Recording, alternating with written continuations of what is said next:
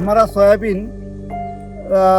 10-15 साल पहले 10,000 और 8,000 रुपये क्विंटल बिकता था और वो आज 4,000 रुपये क्विंटल बिक रहा। उसका जो खाद का खर्चा है वो तिप्पट हो गया और जो हमारा सोयाबीन है वो 8,000 9,000 बिकता था वो 4,000 पे आ गया। अच्छा, तो फिर कैसे किसानों ने खेती कैसे करनी? मतलब दर्शकों आप सोचिए कि कोई भी कीमत जो होती है वो ऊपर चली जाती, कभी हाँ। नीचे नहीं आती, लेकिन इनको जो सोयाबीन को रेट मिल रहा था हाँ, तो नीचे 8,000 से 4,000 पे आ गया। 200 से 300 लड़के ऐसे होंगे कि जिनकी उम्र 35 साल हो गई, कोई 38 साल हो गई, 33 साल हो गई, उनकी शादी नहीं हो रही। किसानों के लड़के को कोई लड़की नहीं दे रहे। ये बहुत बड़ी सामाजिक समस्या हमारे देहात में।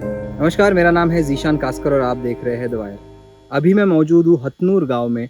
ये मराठवाड़ा इलाके का एक गांव है, महाराष्ट्र के मराठवाड़ा इलाके का एक गांव है हथनूर नाम का। संभाजीनगर डिस्ट्रिक्ट में ये गांव आता है और यहाँ पर बिल्कुल ही चारों तरफ खेत मुझे जब आ रहा था तो नज़र आ रहे थे।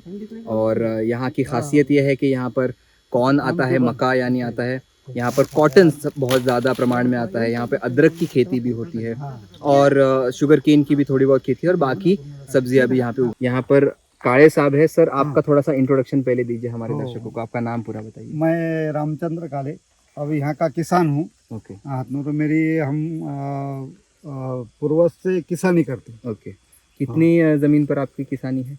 मेरी 10 एकड़ किसान ओके। जमीन है।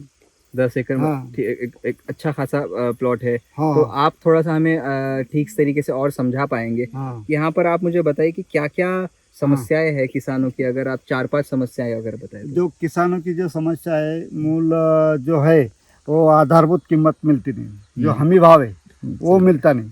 सबसे बड़ा जब आप देख रहे 15 साल में जो खाद है, खाद की कीमतें बढ़ रही है। जो डीएपी के बैग हमको 400 में मिलती थी वो अब 1500 को मिलती। बाप रे। और जो पाइप है उसके ऊपर 18% जीएसटी है। अच्छा। जो खेत माल की नहीं, पाइप, मोटर, पाइपलाइन सब इसके 18% जीएसटी है।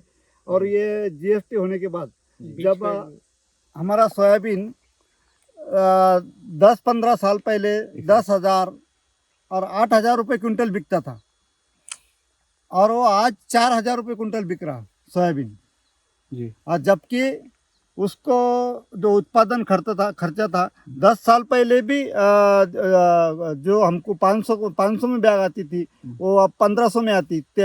उसका जो खाद का खर्चा है वो तिप्पट हो गया और जो हमारा सोयाबीन है वो 8,000 9,000 बिकता था वो 4,000 पे आ गया। अच्छा, तो फिर कैसे किसानों ने खेती कैसे करनी? मतलब दर्शकों आप सोचिए कि कोई भी कीमत जो होती है वो ऊपर चली जाती, कभी हाँ। नीचे नहीं आती, लेकिन इनको जो सोयाबीन को रेट मिल रहा था हाँ, तो नीचे 8,000 से 4,000 पे आ गया। मतलब 2014 में बोला गया था कि आय दुगनी होगी, लेकिन आय आधी हो गई। हाँ, जब 2022 को जो सरकार थी, सरकार ने बोला था क्या जो अपना इंडिया है वो 75वीं सालगिरह मना रहा है और 75 सालगिरह के बाद किसानों का आय दुप्पट होगा, ऐसा सरकार ने 2016 में बोला था। ओके। तो 2022 में हमारा कुछ जो हमारी आय वो तो कोई दुप्पट नहीं हुई, पर वो जो किसान को जो लागत लगती है, जो फर्टिलाइजर, सीड्स, वो उसकी कीमतें डबल टिबल से बढ़ गई। तो इसके लिए किसान बहुत परेशान है। किसानी करना परवड़ता नहीं, पर किसानी चालू रखना पड़ती है, इसके लिए किसान करता है। मतलब बाकी जी उसमें कुछ इसमें से कुछ बचता नहीं।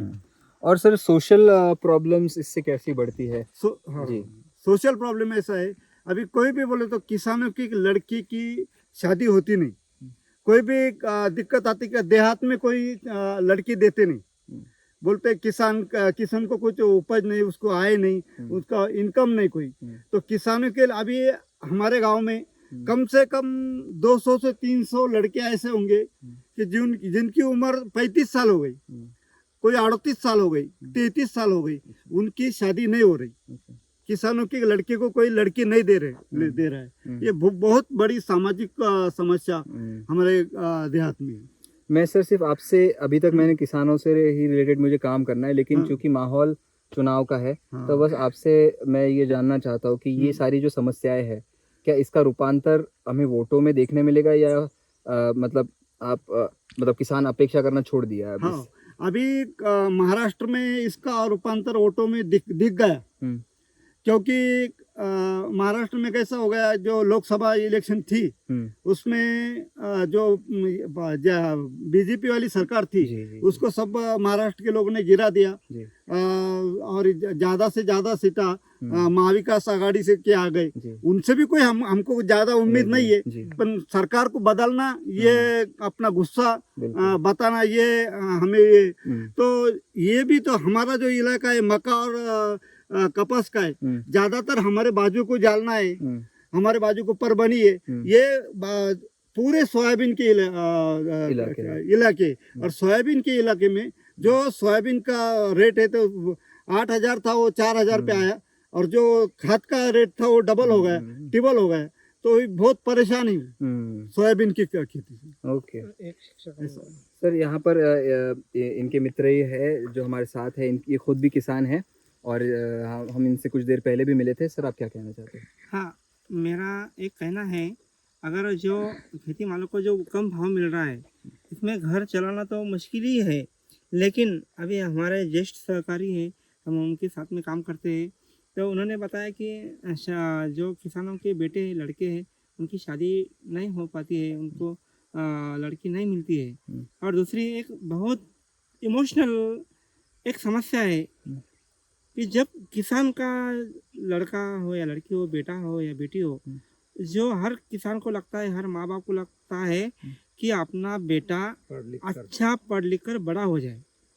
लेकिन हम किसान ये जो कम भाव मिलता है खेती को, इससे घर तो चलाना बहुत मुश्किल की बात है, लेकिन अच्छी तरह से शिक्षा भी नहीं दे पाते, क्योंकि अगर ज़्यादा से ज़्यादा ग्रेजुएट तक हम पढ़ा सकते हैं, बहुत हो गया तो इंजीनियरिंग कर सकते हैं, लेकिन जो हाई क्वालिटी का जो शिक्षा है, शिक्षण है, हम उसमें वो देने में असमर्थ है। क्यों? इसे क्यों है? कहीं इसकी वजह यही है।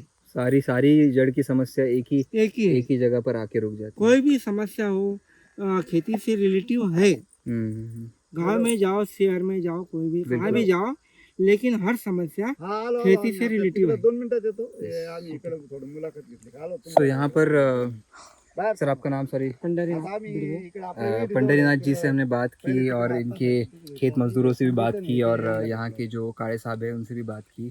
तो बहुत सारी समस्याएं हमें पता चली, लेकिन आखिर की जो बात इन्होंने कही वो वाकई में एक इमोशनल करने वाली बात है, कि हम सोचते हैं कि किसान का बेटा है तो पढ़ लिख कर मतलब आगे चलकर शायद किसानी में अगर फ्यूचर ना हो तो पढ़ लिख कर कुछ बड़ा बन जाए, लेकिन पढ़ाने की भी क्षमता आज किसान के पास नहीं बच रही। हाँ, और जो कि ऐसे किसान हैं जो खुद थोड़ी बहुत क्यों ना, लेकिन लैंड ओन करते, तो आप सोच नहीं सकते कि जो छोटे किसान हैं या बिल्कुल ही खेत मजदूरी करते हैं, उनकी आज क्या स्थिति होगी। मैं इसी नोट पर आपको छोड़ूंगा। नमस्कार, मेरा नाम है जीशान कास्कर और आप देख रहे हैं द वायर।